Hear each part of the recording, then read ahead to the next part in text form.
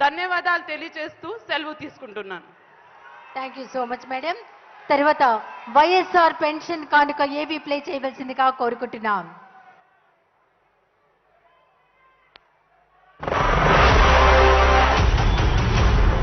Pension పెంపు పెద్ద పండుగ.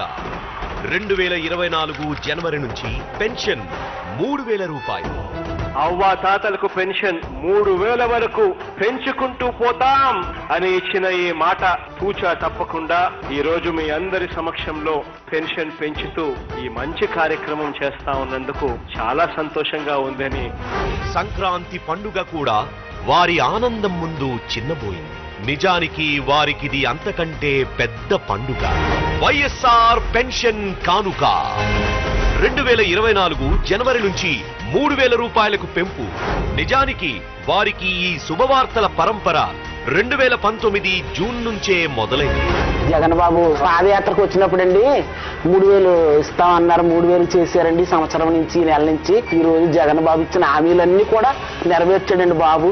మళ్ళీ ఆ బాబే రావాలని మేము కోరుకుంటున్నామండి. 1వ తారీఖున 3000 తీసుకున్నాం బాబు. సంక్రాంతి కనుక ఇచ్చారు. 2014 2019 మధ్య వారందరివి కన్నీటి గాథలే. నోరు తెరిచి అడగలేని అవ్వాతాతలు, ఒంటరి మహిళలు, కష్టాలు కన్నీళ్లు తుడిచేవారు లేక దుఃఖంలో ఉన్న దివ్యాంగులు, కళాకారులు, మత్స్యకారులు, చర్మకారులు, కల్లుగీత కార్మికులు, ఇలా చేయూత కోసం చూసే వీరి బాధలను సుదీర్ఘ పాదయాత్రలో కళ్ళారా చూసి నేను విన్నాను, నేను ఉన్నాను అంటూ మాట ఇచ్చినట్టే అధికారంలోకి రాగానే జగనన్న చేసిన మొదటి సంతకం పెన్షన్ల ఫైలు మీదే. ఆ అవ్వా తాతల కోసం ఇవాళ నేను సంతకం పెట్టబోతా ఉన్నాను. మొట్టమొదటి సంతకం. గత ప్రభుత్వం పెన్షనర్ల వయసు 65 ఏళ్లుగా ఉంచితే జగనన్న దాన్ని 60 ఏళ్లకు తగ్గించి లక్షలాది మందికి మేలు చేశారు. పెన్షన్ ఏకంగా 2250 రూపాయలకి పెంచారు.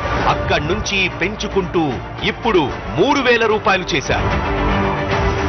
గత ప్రభుత్వం పెన్షన్ల కోసం నెలకు సగటున చేసిన వ్యయం కేవలం 400 కోట్లు మాత్రమే.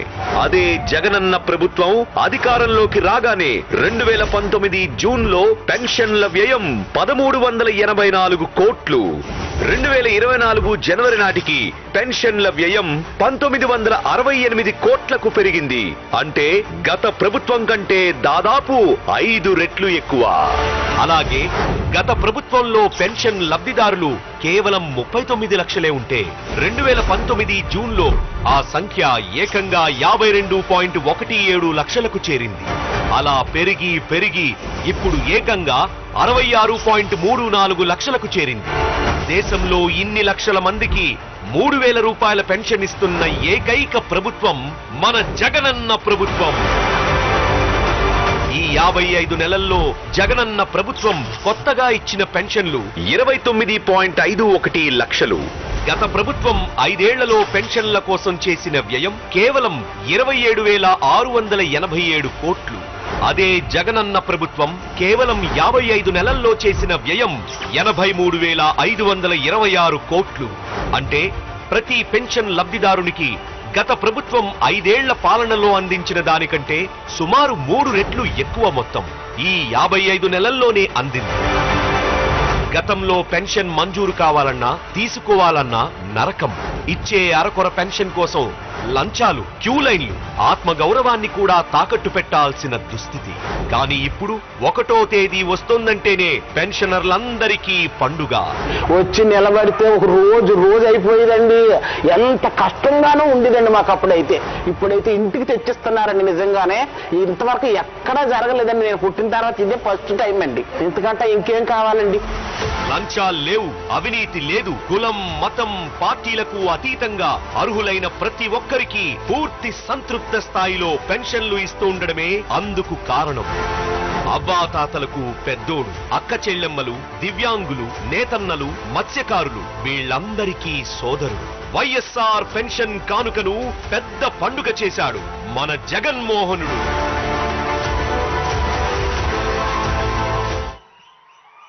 దట్ వాస్ వండర్ఫుల్ ఏవి. ఇప్పుడు స్థానిక శాసనసభ్యులు శ్రీ ద్వారంపూడి చంద్రశేఖర్ రెడ్డి గారిని మాట్లాడవలసిందిగా కోరుతున్నాం.